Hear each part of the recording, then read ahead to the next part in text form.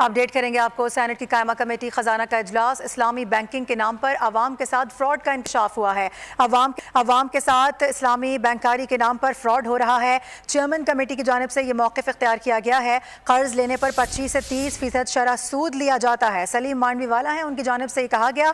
साथ ही बताया गया कि कन्वेंशनल बैंकारी 20% शरह सूद चार्ज करती है, जबकि कमेटी ने स्टेट बैंक से इस्लामी बैंकारी पर ब्रीफिंग भी मांग ली है। सेनेट की कायमा कमेटी खजाना का इजलास हुआ है और इसमें अहम इंकशाफ सामने आया है इस्लामी बैंकिंग के नाम पर अवाम से फ्रॉड के हवाले से। और साथ ही आपको बताएं कि अवाम के साथ इस्लामी बैंकारी के नाम पर फ्रॉड हो रहा है।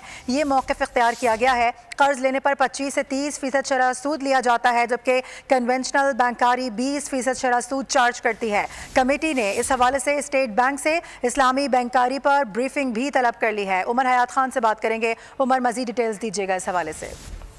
जी बिल्कुल, जो चेयरमैन कमेटी है सेनेट की कायमा कमेटी बराए खजाना के, उन्होंने ये इंकशाफ किया है कि जो इस्लामी बैंकारी में कर्ज लेने पर 25 से 30% शरह सूद दिया जाता है और जो रिवायती बैंकारी है उसमें शरह सूद जो है वो 20% चार्ज की जाती है।